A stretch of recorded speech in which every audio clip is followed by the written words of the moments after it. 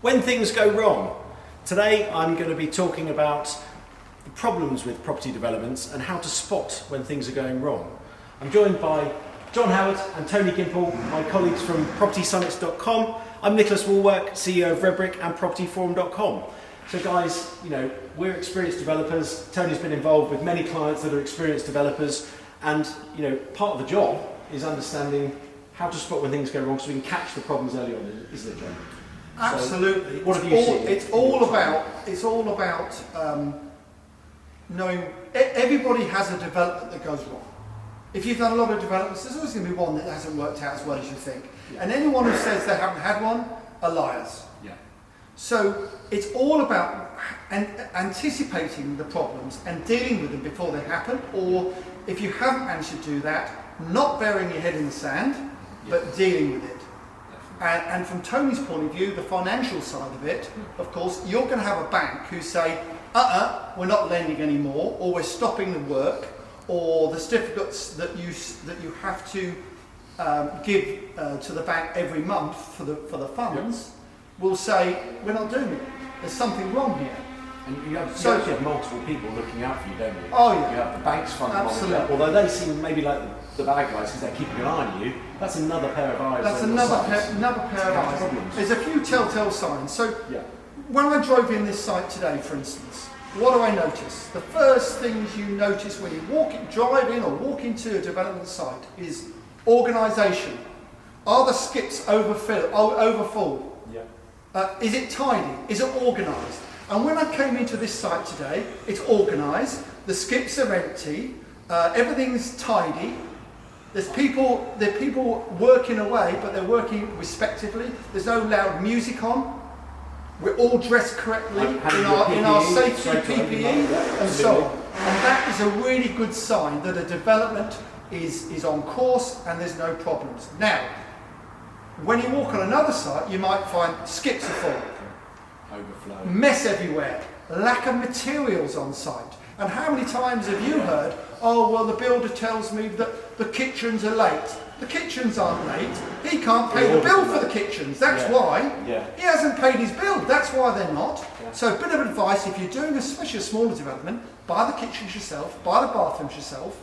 Yeah, get their discount if you want off the builders, but get control, because they're so simple, those things to put right.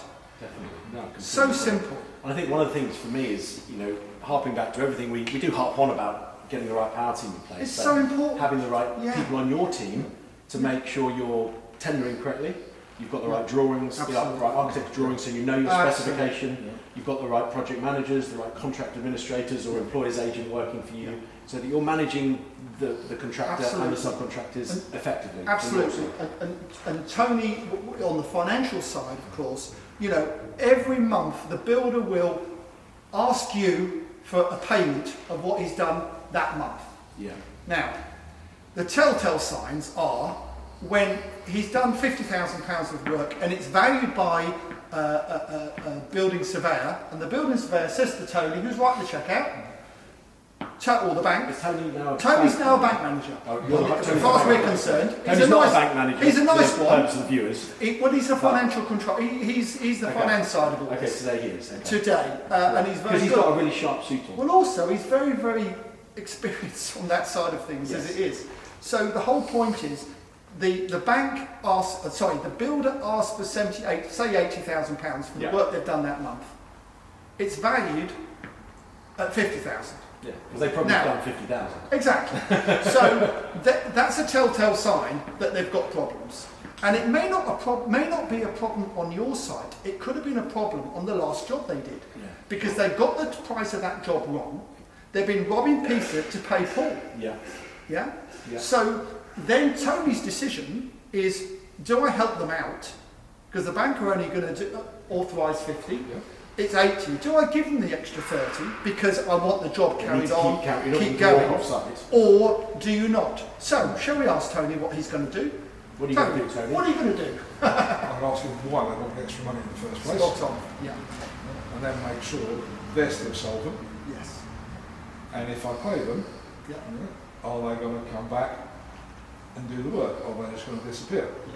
So it's back to what we talked about almost throughout the day, be careful who you get into bed with, Absolutely. do your due diligence, check the records. Yeah. What I would do is ring a few of the suppliers they use and say, you know, has their account been stopped? Yeah. Yeah. And the subcontractors, have they been paid? And by the way, we've all had this problem. Yeah. You know, it's a common problem with I've builders. had a construction firm go bust on me Yeah. halfway through a site. Yeah, so have So I. I've learned the hard way. I had one £2.5 million project last year. Yeah. It started last year, and they went bust, and I had to get it finished. Now, if that's the case, sometimes you're not best to support them. You're best to say, you know what, you can't pay, You're in go too deep. bust. Yeah, you're in too deep Yeah. when you start, because when you start unravelling the problems, you might find they're very big problems. Yeah. So you need to make that decision on that situation. And if you can get all the subcontractors together and get fixed prices off them to finish the Yeah. project and find someone to oversee the project for you, that probably is the best way out of it, rather than trying to find another builder who knows nothing about the site, who you're going to ask to warrant all the work that's been done. And how can they do that? They're just going to charge you a fortune for it. So there's ways of getting out of these situations better than there are other ways. And we've all been in that situation. And we're probably going to be in it again, guys, I'm afraid to say. Yeah. In our And careers. I think Probably. with property developing, it's all about how you overcome the problems, Absolutely. not the fact that you get problems. No, and you're trying to avoid as many problems as you can. Of course. There's always unforeseens. Yes, There's there people involved. Wherever there's people involved in human error, Yeah. there are mistakes to And overcome. big sums, and potentially big sums of money as well. And that's the Yeah. other. And I tell you what, utilities are a pain in the backside. Oh, because that's they won't a give you whole a nother price. subject. So to, That's yeah, a whole nother subject, Nicholas. tender isn't it? on that's a nightmare. That is and it's becoming harder and harder and harder. Yeah. You can only And really slower. go to one person and slower. Yeah. So Not really. before you start any project, please make sure that you've got all the utilities sorted out. You know what it's going to cost, Get them in. and you've got them ordered. And that money needs It's to be not always, paid. not always possible to No, do that. I know, but that money Give needs a to good be paid contingency for that at least. paid Yeah. up front, because it could take months to get everything connected. And if you don't pay them up front, they won't come and do it. Well, on this site particularly, we've got 44 flats. There's a 30,000 square foot office to residential scheme we're doing for a client of mine, Yeah. and ultimately we've had to put a new substation on site. Yeah. So we budgeted 50,000 in the original cost. Yeah. They came in and said, I think it was 140,000 they wanted for Yeah. it. Now managed to negotiate that down to I think 67. That's So a little bit fantastic. over pre-budget. Yeah, but that's a good crikey, effort. it's not 140. No, and we've all been there, and it's Yeah. it's really difficult, Yeah. really difficult. Tricky times. Yeah. So, yeah, I guess property developing is all about overcoming adversity, overcoming problems. It's not an easy business to get into, is it, guys? Tony and I had a chat on a recent video about What, without me? how Without you me? John, Oh, that's sorry, nice. you were late. That was nice. That's nice. Why you don't want to get into property investing or developing. Yeah. Why you don't want to do Yeah. it yourself. And also not everyone is talented Cut in out that to doing it. cut out or talented in that Yeah. department. They're talented in other departments. Yeah. It doesn't suit everyone, and if it doesn't suit you, you haven't failed. You're better off to let someone else invest the money for you, and relax and just accept the interest you're getting or whatever. It doesn't suit everyone, and all this education that you get from people, certain people who make out that it's easy and everyone can do it, they can't all do it, No. and they shouldn't. And that's It's not too easy. You can't become a millionaire overnight. no, It's and, in a there's week nothing, or and there's 3 nothing, months. and there's nothing wrong with that. There's nothing wrong with not being able No. to. You haven't failed.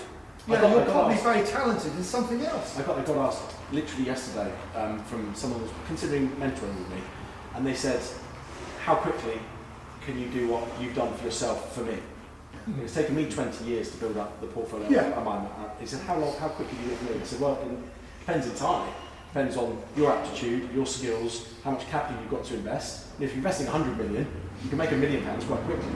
But if you've got 100 grand, it's going to take you years to It's make all $1 million. about being realistic, and it all depends on the cycle, the property cycle. Because the property cycle Absolutely, changes, yeah. going from the market is very strong to the market weak to funding difficult. It's a 10, 15-year cycle. And if you hit the cycle right, yes, you can make money quite quickly. But in my experience, the people that make money very quickly also lose it very quickly. Good call. Yeah. And I think that has to be thought about seriously. Did you have anything to add to that, Tony? Yeah. I suppose it's it's not, property development is not for everyone.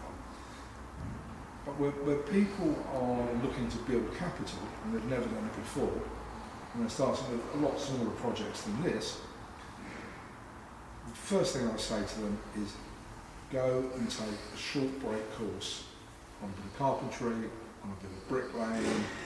Don't hold yourself out as an expert, but it's like what John's saying in the previous segment.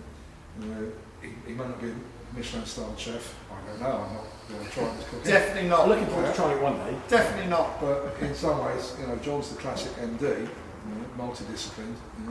In that push comes to shove, he can make sure that the diners get fed. Yeah. And You've got to know enough about correct. the job to better manage them. Correct. You don't have to do it, but get some dirt under your fingernails. Learn how to lay a basic, brick course, the difference between stretcher bond and so on. Measure twice, cut once. I've made that mistake loads of times. Analogy in the trade, very good. But just get a grounding. Yeah, you're absolutely right. And the same with the estate agency. In the old days, people who want to become property developers, most of us have been in estate agents. We had an apprenticeship. Yeah. Nowadays, they have the education instead of that. Yeah. But I still think if you can go and work as an estate agent on Saturday for nothing, Yeah. one day a week for Good nothing, experience. they'll be delighted if you're a quality person. You're far better off to do that than you are spend 20, 30, 40,000 sometimes on these courses. Yeah. To me, I'm passionate that actually it's all about getting stuck in and learning on the job, as it is much about sitting in a classroom for a year, being told a load of great facts, but actually, not actually doing anything. Absolutely. Well, Real world experience. Yeah. real world experience. Well, there's some great advice from my colleagues John Howard and Tony Gimple, fellow panellists on propertysummits.com. There's a mix there between getting down and dirty and learning it the hard way and doing some courses and doing some training. There's and a balance, I think, a healthy balance. Probably find that we're somewhere in the middle. There's a healthy balance with the right guidance and the right team and the right consultants. You can probably accelerate your growth quite considerably, knowing that you've got people around you to support you and hold you up. I've been Nicholas Warwork. I'm the MD and CEO of propertyforum.com and Red Brick. Hope you've enjoyed this video. Hopefully it's been insightful, and I hope to see you on a new video very soon. Take care.